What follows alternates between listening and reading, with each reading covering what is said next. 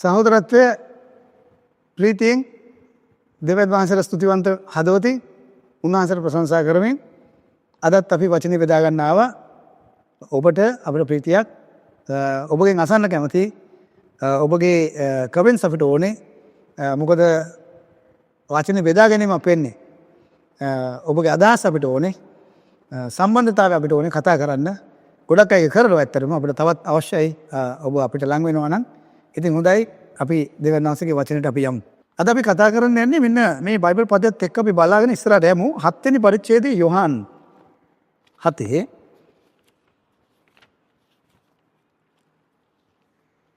යොහන් 7 වෙනි පරිච්ඡේදයේ 37 39 පද. ඒ කියන්නේ 7 37 සිට 39. මෙන්න මේවයි තියෙන්නේ. මංගල්‍යයේ මහත් දවස වූ අන්තිම දවසේ. මංගල්‍යයේ දවස් ගානක් ඇති අන්තිම දවසේ. යේසුස් වහන්සේ නැගිට සිට ශබ්ද පවත්වමින්. අනිවාර්යෙන් උන්වහන්සේ ප්‍රසිද්ධ ස්ථානයක සිනගෝගයක සෙනග අතර හිටිය නැකිට්ටා. මට නිකන් මැවිලා පේනවා. ශබ්ද පවත්වමින්. ශබ්ද පවත්වමින් කියනවා යමෙකුට පිපාස ඇත්නම් ඔව් මා ළඟට ඇවිත් දීවාවේ. නිකන් පොඩි කතාවක් නෙවෙයි නේද? දැන් අපි දේශනා කරන විදියට වැඩිය වෙනස්. අපි උගන්වන විදියට වැඩිය වෙනස්. මෙයා නැකිටලා අන්ත ඔක්කොලා ඉගෙන වාඩිලා ඉන්නවා. එතකොට කෝලින් එකක් දෙන ඔක්කොටම යමෙකුට පිපාස ඇත්තම් හොඳ හඬ දාලා දෙන්න ඇති. ඒකනේ ශබ්ද පවත්වමින් කියලා කියන්නේ.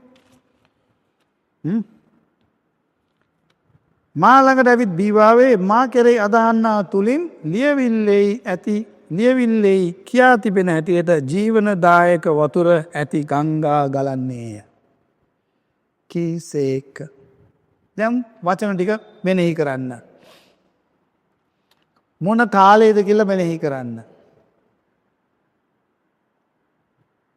උන්වහන්සේ කියනවා එන්න මල් ළඟට වතුර බොන්න ජීවනයේ ගංගා. නොමිලේ දෙනවා මං එන්න මල් ළඟට ඇවිල්ලා බීවාවේ. කැමති කෙනෙක්. නිදහස එන්න. එයා තුල එම එන ඇවිල්ලා බොන කෙනා තුල ජීවනදායක වතුර ඇති ගංගා ගලන්නේ බොන කෙනා තුල. මගෙන් බොන්න ඔබගෙන් ගලනවා. තේරුම් ගන්න. උන්වහන්සේ මෙසේ කීවේ ඔන්න. දැන් ඔන්න අල්ලගන්න. ඔන්න මෙසේ කියන්න හේතුව. තමන් අදාගත්ත වුන් විසින් ලබන්ට සිටින ආත්මයානන් ගැනය. තාම ආත්මයන් වහන්සේ දීලා නැහැ. තාම ආත්මයන් වහන්සේ දීලා නැහැ මේක කියන වෙලාවේ. දැන් ඕක අපි අරන් දැන් කිව්වොත් හරියන්නේ නැහැ. අපි ආත්මයන් වහන්සේ ලැබිලා ඉවරයි අපිට.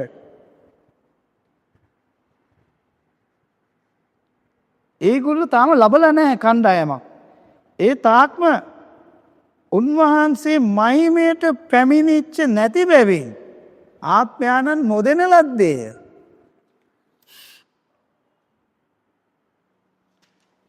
ඔබට පැහැදිලිද? ආරාධනාවක් විවෘත ආරාධනාවක් එන්න නොමිලේ ඇවිත් දීවාවේ. එහෙම බොන කෙනා තුලින් ජීවනයේ ගංගා ගලනවා. ඇයි උන්වහන්සේම කිව්වේ? ඔවුන් ලබන් දෙන ආත්මයන්න් ගැන. මොකද තාම ආත්මයන්න් දුන්නේ නැහැ. ඇයි දුන්නේ නැත්තේ? තාම උන්වහන්සේ මහිමයටපත් උන්නේ නැහැ. ඒ මොකක්ද මේ කතාව? යේසුස් වහන්සේ තාම මහිමයටපත් උන්නේ නැහැ. ස්වාමීනි පුදුම වැඩක් නේ. ලාසරස්ව මලවුන්ගෙන් නැගිට්ටා. අර කුඩා දියණියක් මලවුන්ගෙන් නැගිට්ටෙව්වා. වතුරේ ඇවිද්දා. 5000කට කණ්ඩ දුන්නා 4000කට කණ්ඩ දුන්නා. ඇස්පේන් නැති අයට පෙනීම දුන්න ගොළුව කතා කරා. යක්ෂා වේශ වෙච්ච අය නිදහස් කරා. මහිමවත් ක්‍රියාවල් කොච්චර කරාද? ඒතක් උන්වහන්සේ මහිමයටපත් උන්නේ මේ මොකද්ද මේ කියන්නේ? ඒතක්ම මහිමයටපත් උන්නේ මේ උන්වහන්සේ මහිමයටපත් වෙච්ච නැති නිසා ආත්මයන්න් දුන්නේ නැහැ. ඒ බැවින් සමූහයාගෙන් සමහරෙක් මේ වචන අසා සැබෑවටම උන්වහන්සේ අනාගත වක්තෘමයි කීවේය.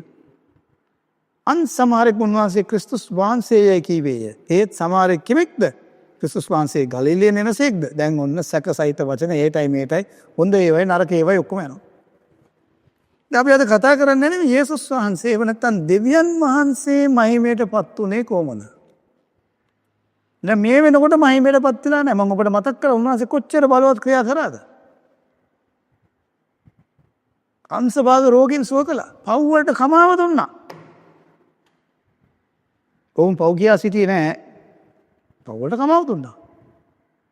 විදහස් කළා. මොකක්ද මෙතන සිද්ධ වුණේ? අපි යෝහන් 12 වෙනි පරිච්ඡේදයට යමු. තව කොටසක් බලන්න ඕනේ. මේ මහිමය ගැන කියනවා. 12:27 සිට පද කීපයක් බලමු.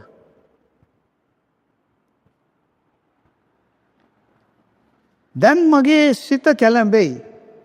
එතනට ඉතින් සිත නෙවෙයි එන්න ඕනේ. ප්‍රාණය කැළඹෙයි. ඉතින් කුමක් කියන්ද? දැන් මොකද මේ ප්‍රාණය කැළඹෙන්නේ? උන්වහන්සේ දැන් අල්ලන්න ළඟයි කියන එක දැන් එන්නේ. පියාණනි මේ පැයෙන් මා ගැලවුව මැනව. මං කුමක් කියන්නද? මං එහෙම කියන්නද? පියාණනි මේ පැයෙන් මාව ගලවන්න. නමුත් මේ පිණිසම මේ පැයට පැමුණුණා. මේ වැඩේටමයි මං ආවේ. මැරෙන්නමයි ආවේ.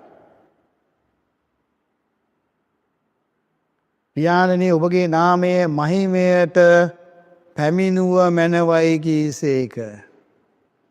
දැන් අපේ සමහර ඉගැන්වීම් වල තියෙනවා ජීවවා සාක්ෂිකාරයොත් එක්කම ඊට සමානයි. නමුත් ඒ වගේම නෙවෙයි. ඒගොල්ලෝ කියන්න පටන් අරන් කොහොම හරි මේ යහවේ කියලාම කියන්න ඕගොල්ලෝ ජේහෝවා කියලාම කියන්න. මේ යේසුස් වහන්සේත් නිතරම පියාණනි කියලා කිව්වා. යේසුස් වහන්සේත් පියාණන්ගේ නම කිව්වා. ඒම අලුත් කිවිසුමේ පේන්න නැහැ. දැන් මේ බයිබල් පොතේ තරම් කියන්න පුළුවන්. ඔබගේ නාමයේ මහිමයට පැමිණුව වෙනව. නාමයේ යාවේ කියන නාමයේ මහිමයට පැමිණවන්න මේ කියන්නේ නෑ. ඒක නෙමෙයි කියන්නේ. ඉතින් මේ හොඳටම දිනන පැහැදිලිව ඔබගේ නාමයේ මහිමයට පැමිණුව වෙනව. ඉතින් ඒක නෙමෙයි කියන්නේ වුණාට. බලමුද අපි පොඩ්ඩක් දෙවියන් වහන්සේට ස්තුතිවන්ත වෙමින්. එවිට මම අන්න දෙවියන් වහන්සේ කතා කරනවා. එය මහිමයට පැමිණීමි මං කළා.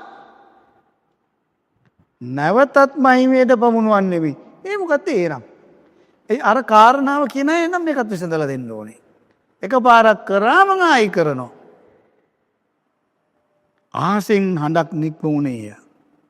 එබැවින් ළඟ සිටියා වූ ඒ ඇසූ සමූහය ආස ගෙරෙව්ව කිව්වා. තවත් සමහරෙක් දේවදූතෙක් උන්වහන්සේට කතා කළා කිව්වා. යේසුස් වහන්සේ උත්තර දෙමින් මේ හඬ මා නිසා නොව. මම හින්දා නොවේයි නුඹලා නිසා පැමිණියේ. මේ හඬ ඕගොල්ලන්ට යාවේ. මොන හඬද? අර කිව්වේ මම ඒක පැමිණෙව්ව නැවතත් පැමිණවන්න ඕන කියලා මහිමයට. කොහොමද මහිමයට පැමුණවන්නේ? මොකද්ද කතාවේ පසුබිම? මගේ ප්‍රාණය කැළඹෙයි. පුළුවන් නම් මේ පැයෙන් මාව නිදහස් කරන්න මරණය ගැන නේද? නමුත් මේ පිණිසම මම ආවෙමි. ඔබගේ කැමැත්ත කළ වෙනව.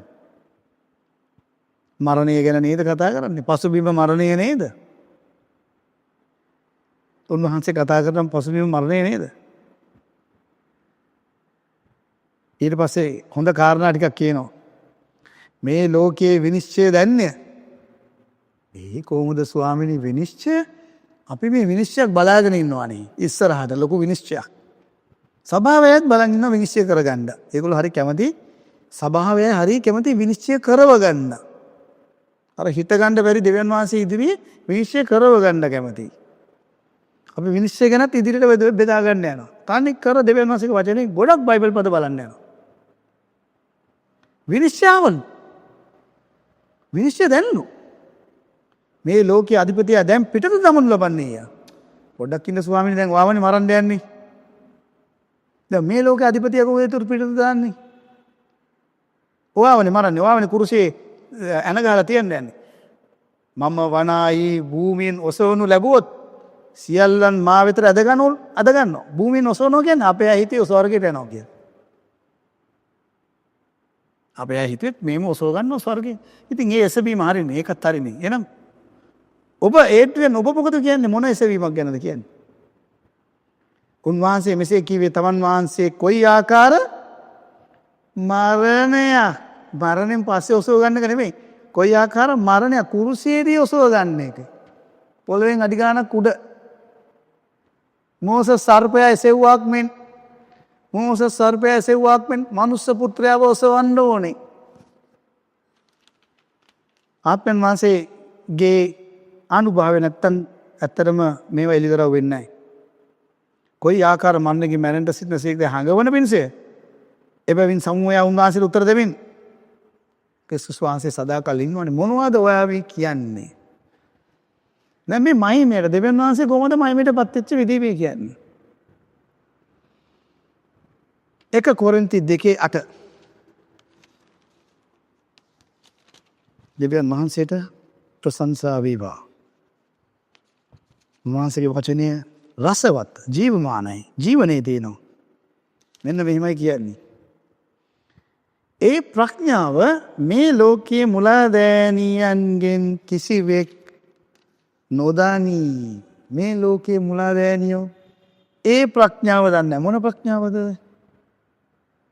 චුට්ට උඩට යන්නකෝ.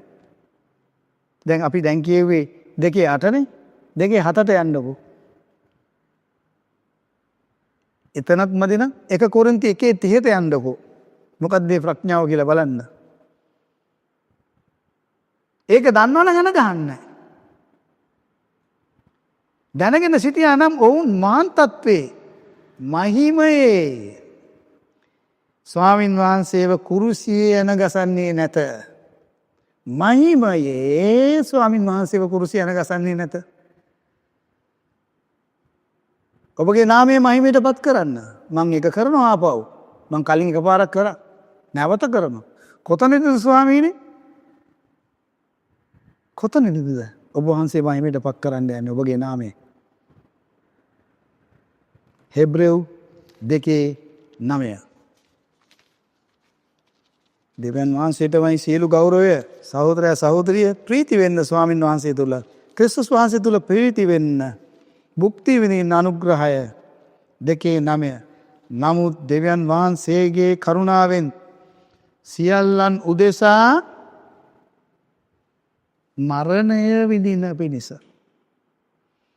දේවදූතයන්ට වඩා මදක් පහත් කරනු ලැබුවා වූ උන්වහන්සේ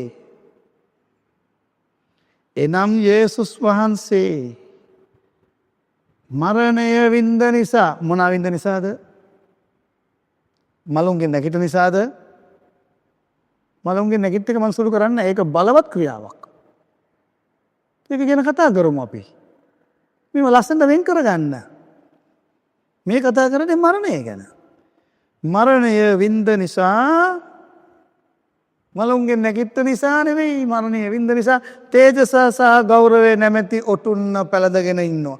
මරණය වින්ද නිසා තේජසයි ගෞරවයක් ආවා. ඔයා කුරුසියේ ඉන්නකොට තේජසයි ගෞරවේ ගසක එල්ලන කෙනෙක් සාපලත් එක්නේ. ඔබ අපි උදෙසා සාපයක් වුණානේ. ඉතුරු ඒක මහිමයක්ද? ඒක තේජසක්ද? ඒක ගෞරවයක්ද? ඔව්. කවුද කියන්නේ? දෙවියන් වහන්සේ කියන්නේ. දෙවියන් වහන්සේ කියන මම ඒක මහිමයටපත් කළා කුරුසියේදී. මට හරි කනගාටුයි සමහර සහෝදරයන් ඉවසිල්ලි කමක් නැහැ මේක කියලා දෙන්න ඉඩ දෙන්න. ඒගොල්ලන්ගේ ඒව දානවා, ඒගොල්ලන්ගේ වීඩියෝ දානවා, ඒගොල්ලන්ගේ වචන දානවා. මේ බලන්නකෝ එයාගේ නාමය ඔසවනවා කියන්නේ යහවේ කියන නාමය, යෙහෝවා කියන නාමය කියන.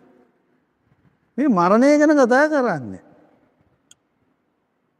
මරණය වින්ද නිසා තමයි තේජස සහ ගෞරවය නැමැති ඔටුන්න පැලදගන්නේ. ඇත්තටම කොහොමද ඒක වෙන්නේ? දෙවියන් වහන්සේ කියලා ඉවරයි පැහැදිලිවම. අපි කතා කරමු ඇත්තට කොහොමද වෙන්නේ? මරණය වින්ද නිසානේ මිනිස්සු ගැලවෙන්නේ. මරණය වින්ද නිසානේ දෙවියන් වහන්සේට මිනිස්සු කෝටි ගාණක් ගලවන්න පුළුවන් උනේ. එතකොට නේද එයාට තේජසයි ගෞරවයයි එන්නේ. මලුන්ගේ නැගිටිමේ බලය වෙනම කතා කරමු. උන්වහන්සේගේ ලේ වගුරුපු නිසානේ ලේ වලින් පවිත්‍ර කරන්න පුළුවන් උනේ. උන්වහන්සේ මැරුණා. උන්වහන්සේ මැරුණු නිසානේ ව්‍යවස්ථාව අයින් කරන්න පුළුවන් උනේ. ව්‍යවස්ථාව අයින් කළා. ඔබ අලුත් කෙනෙක් පළවෙනි පාරද මේක අහන්නේ? යන්න මුලට. අපේ විනාඩි 20යි වැඩි වුණොත් අපේ වීඩියෝස් බලන්න මුලින් ඉඳලා එකේ ඉඳලා. බලන්න එන්න. ව්‍යවස්ථාව උන්වහන්සේ යන ගැව්වා. ඒතර ව්‍යවස්ථාව එන ගාපු කියාට ගෞරවයක්ද? ඔව් ගෞරවයක්. ගෞරවයක්? ඔව්. ඇන්න ගහපු නිසානේ ගලවන්න පුළුවන්. තිබුණා නම් වරදටපත් කරනවානේ.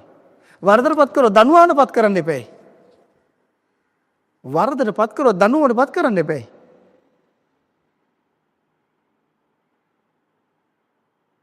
වරදටපත් කරන ව්‍යවස්ථාව වෙන ගැව්වා. එතකොට මරණය වෙන්න. තේජසයි ගෞරවයි දැන් දෙවියන් වහන්සේට. මට නිකන් ඇවිල්ලා පේනවා මෙන්න මෙහෙම. සහෝදරයා සහෝදරිය. මාංශාකාරයි. ඔබයි මයි කතා කරන විදියට. හරියට මෙහෙම කරගෙන ඉන්නවා. දැන් පුළුවන් නම් විනාශ කරපන්. මම ගලපු අයව. මං කෝටි ගාණක් ගලවලා තියෙන්නේ. තව මං ගලවනවා. අන්තිමේ දක්වා ගලවනවා මම. කාටවත් බෑ මගෙන් අතින් උතුර ගන්න. නුඹලා දැනගෙන හිටියනම් මා මරන්නේ නැහැ නේ. නුඹලා දැනගෙන හිටියනම් ඒ ප්‍රඥාව නුඹලට තිබුණා නම් නුඹලා මරන්නේ නැහැ. දැමුත් නුඹලා මාව මැරුවා. මැරුවේ මොකද උනේ? දෙවියන් වහන්සේ මහිමයටපත් වුණා. දෙවියන් වහන්සේගේ මහිමයේ තේජස ගෞරවය ක්‍රිස්තුස් වහන්සේ කුරුසේ ඉන්නකොට ඔන්න දෙවියන් වහන්සේගේ මහත් මංගල්‍යය විශාල කෑම මේසේ. මොකද? කුරුසියේ මරණය. කෑමයි බීමයි එකට. මාගේ මාංශය කන්නා වූ ලේ බොන්නා වූ අයට. සහෝදරයා සහෝදරිය ආත්මික අභිරහස්. මේවා ආත්මිකයි. සභාවල ගොඩාක් අය මේවා මාංශාකාර කරලා දැන් තනිකර මාංශයෙන් යන්නේ. ඒගොල්ලෝ හිතනවා ගොඩාක් සින්දු කිව්වම ආත්මිකයි. ඒගොල්ලෝ කියනවා ගොඩාක් ඩ්‍රම් එක ගහලා ගිටාර එක ගවම ආත්මිකයි. ගීතිකා ගොඩක් කිව්වම ආත්මිකයි. පැය ගණන් යාඥා කරාම ආත්මිකයි. අන්නේ භාෂාව කිව්වම ආත්මිකයි. ක්‍රිස්තුස් වහන්සේ තුල නම් ආත්මිකයි. ඔබ අලුත්ම ඇවිල්ලක්. ඉතින් ප්‍රේමවන්ත සහෝදරයා සහෝදරිය මේ වචනේ තුලින් ගොඩක් කාරණා කිව්වා. ඒ ඔක්කොම ඔබ උදෙසා මා උදෙසා තමයි දෙවියන් වහන්සේ දීලා තියෙන්නේ. දෙවියන් වහන්සේට ස්තුති කරන්න. භුක්ති විඳින්න. අනුග්‍රහය තුල ඉන්න. එකතු වෙමු කතා කරමු. දෙවියන් වහන්සේට මහිමේ ගෞරවය තව තවත් දෙමු. උන්වහන්සේට ප්‍රශංසා වේවා. ජේසුස් ක්‍රිස්තුස් වහන්සේගේම බලවත් නාමයෙන්. ආමේන්.